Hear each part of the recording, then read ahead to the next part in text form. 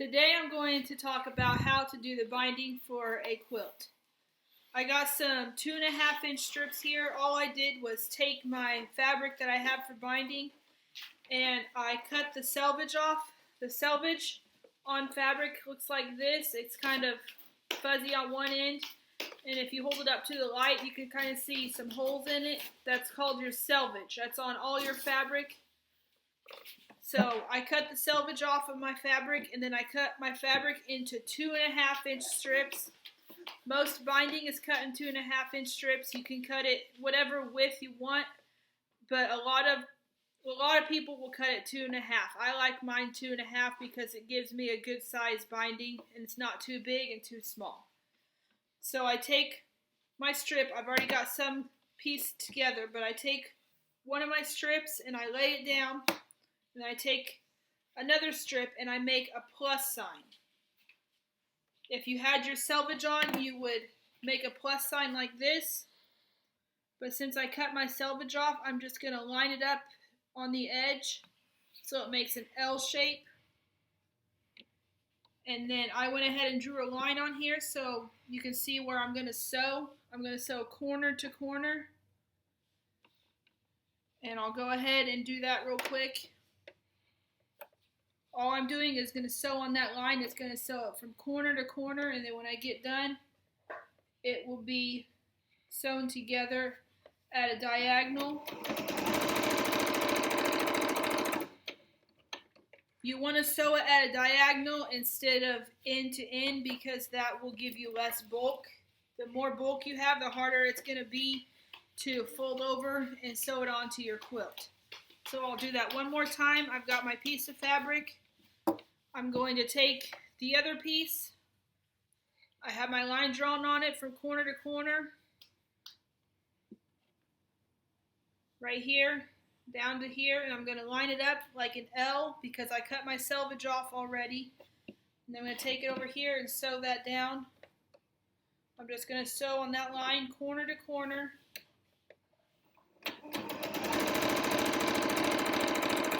And you do that until all your binding pieces are sewn together. Then you have this really long strip of binding. And it just keeps going until you have enough. And then what I do is I'm going to go over here and grab my scissors. I'm going to cut this. Here's my seam. I'm going to cut on this side of the seam to cut this extra off. That'll create less bulk also. That way you can turn your binding easier. So that's what it looks like after you got all that bulk cut off. And then I'm going to do one more.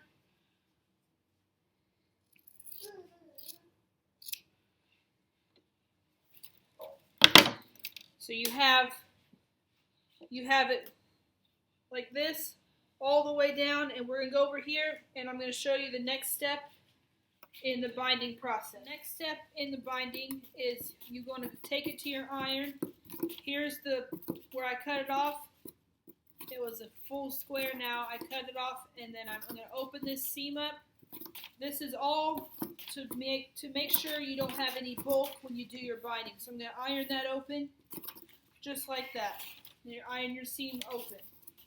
And I'm going to go down here and do this last one. You're just going to iron that seam open. I got that ironed open. Now the next thing you do is you take your binding. I have this really long piece here that I've pieced together. This is enough to go all the way around my quilt so I don't have to add it on later. And then I go over here to this piece. I lay it flat. And what I'm going to do is fold it wrong sides together. So this is the wrong side, this is the right side. I'm going to fold the wrong side together, fold it in half, just like this. All I did was fold it in half, wrong sides together, and I'm going to press it. I'm going to do this down the whole strip. I'm just folding it in half as I go, and I'm going to press it all the way until I reach the end of the strip. and I'll come back and show you the next step after I get this ironed. So I got my binding all folded in half and ironed. It's just one long strip. I rolled it up into a little ball. That way it's easier for me to handle. And I ironed it in half because that makes your binding two thicknesses, and it just makes it sturdier, and it hides the raw edges, which are the edge that's not folded over. This is the raw edge right here. You can see it's fraying a little bit, and this is the folded edge. So it hides your raw edge because that's what's going to be sewn onto your quilt. I always hand stitch my binding on. If you're going to hand stitch your binding, you will have it folded in half and you'll sew it to the top of your quilt. If you do it by machine and you decide you're going to machine stitch your binding down, then you sew it to the back of your quilt. That way it'll make a better finish on whatever side that you are going to stitch it on. So you're not going to have you're going to have the folded edge showing, and it's going to look nicer if you sew it on the direction depending on how you want to stitch it on. So I'm just lining it up on the top of my quilt because I'm going to hand stitch it down. I'm putting the raw edge of the binding to the raw edge of the quilt, and I'm going to just sew it on, and I'm leaving about a 10 to 12 inch tail. That way I can hook the ends together when I get back around to where I started. So I'm just going to sew this on. I'm just making sure that it's lined up against the edge of my quilt.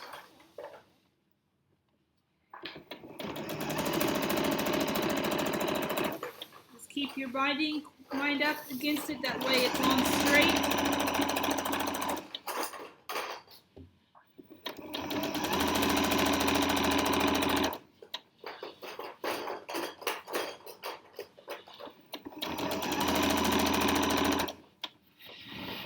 And you got to try to keep your quilt from hanging off too much on the table because it pulls on it'll pull as you sew, and then it makes it a lot harder to sew on. So you want to try to keep as much of it up as possible so it doesn't go off.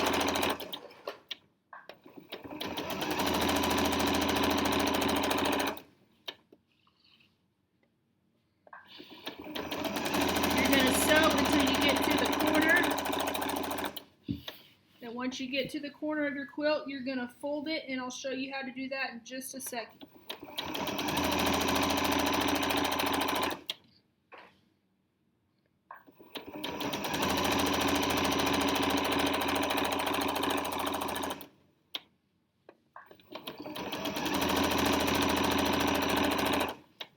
So I started in the middle of one of my sides on my quilt. That way it's easier to piece the ends together when you get there. If you start on a corner, it's going to be really hard to piece it because you won't be able to fold it and piece it like you should. So I'm going to sew about 1/4 of an inch from the end of my corner. And then I'm going to, some people can take it off, some people leave it on. I usually just take it off of the machine, and then I'm going to fold it.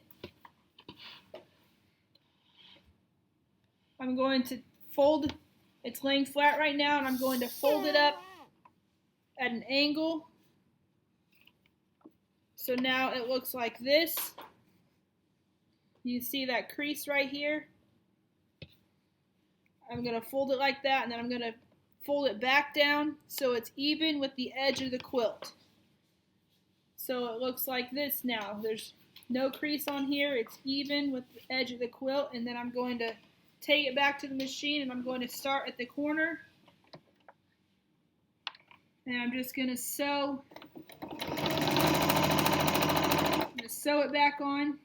Now I'm doing 1/4 of an inch seam all the way around on the binding, and you just keep going until you get to your starting point. And you leave about a 10 to 12 inch tail at the end. That way you can attach both ends after you get it sewn on. So I'll come back. Okay, so the next step, I have the binding sewn all the way around on the quilt. and I left this 10 to 12 inch piece at the beginning, and then I have this really long piece at the end. So I need to cut this to the size that I need to attach my pieces together. So I have a pin. I just stuck a pin in the center where I start and stopped. This is where I stopped right here. This is where I started right here. I just stuck a pin in the middle, as close as I can get to the center. It doesn't have to be perfect. So I'm going to take my binding. There's several ways you can do this. I chose this way because it's easier for me, but you can buy a ruler about this size, and you can attach the binding by following the instructions on the ruler. It's called a binding tool. So I don't have that, but I do my binding a different way. And the way I do it is I measure my binding folded. So if you measure this piece when it's folded, it measures 1 1/4 inch. So 1 1/4 inch. So I'm going to lay my piece, my long piece I have here, I'm going to lay it flat, and I'm going to lay it over my pin. So you can see the head of my pin is right here. I laid it over it. I'm going to measure 1 1/4 inches on this side of the pin, on this really long piece that I was left over with once I stopped. So I'm at my stopping point, and I laid the extra binding piece, and I'm going to measure 1 1/4 inch over to the left of my pin, and I'm going to mark it. So this is where 1 1/4 inch is.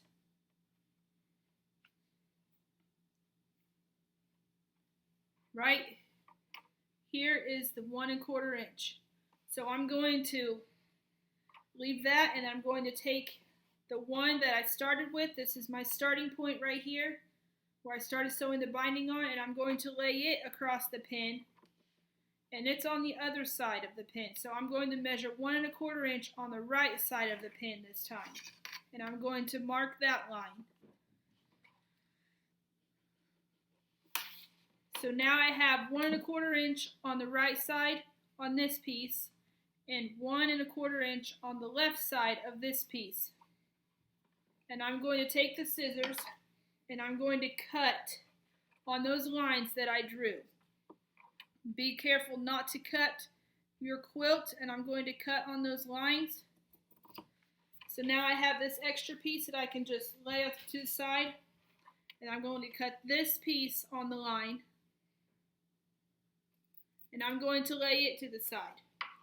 So now you have just the right amount to piece together. When you piece your two pieces, they'll be together at an angle just like the other pieces were, and you'll be able to sew it on. So I'll meet you right back here, and I'll show you how to do that next step to sew them together. Out the pin, and now I have these two pieces. I'm going to take the piece on my left, I'm going to fold it over like this, and I'm going to take this, and I'm going on my right, and I'm going to take it and place it on there in an L shape. This is exactly how we pieced the binding strips together in the first place before they were sewn on the quilt. I'm going to do the same thing, and I'm going to sew from this corner to this corner. And then when I get done, I'll unfold it, and I can clip off this extra here, and when I unfold it, it'll lay nice and flat just like the rest of my binding, and I can continue sewing it onto my quilt. So I'll go do that real quick, and then I'll show you what it looks like after I get it sewn together, the ends here, and I'll show you what to do next. So I got this stitched together. I sewed from corner to corner just like I did to sew my binding strips together. So now I'm going to take the scissors, I'm going to cut off this top part here. When you cut these off, you always want to leave about 1/4 inch seam so your pieces don't come apart. So I got that cut off, and this is what it looks like now, just like you were sewing your binding pieces together. And I'm going to take my fingers. You can do this with your fingers, or you can do it with an iron, and you're going to open the seam just like we did on the binding strips, like that, and you're going to press it. You can press it with your fingers, or you can take it to the iron and press it. I'm just using my fingers. That's what I do every time. It works. It doesn't have to be ironed as long as you can get it pressed down. And then you just pull it and you stitch it from here to here. That's where my gap was to attach the ends. You just stitch along here 1/4 of an inch until you get to those two spots where you start and stopped. And then you can start stitching your binding down. And when I stitch it down, all I do is here's the back of it, here's the front of it. I just take the front, I fold it over, and that's what the front looks like. And you use the back and you just stitch it along here with an invisible stitch or a whip stitch. Then you do it all the way around until it's completely on, and then you'll have your completed quilt. So I'm gonna stitch this down, and then I'll post a picture of the quilt completed after I have the binding stitched down by hand.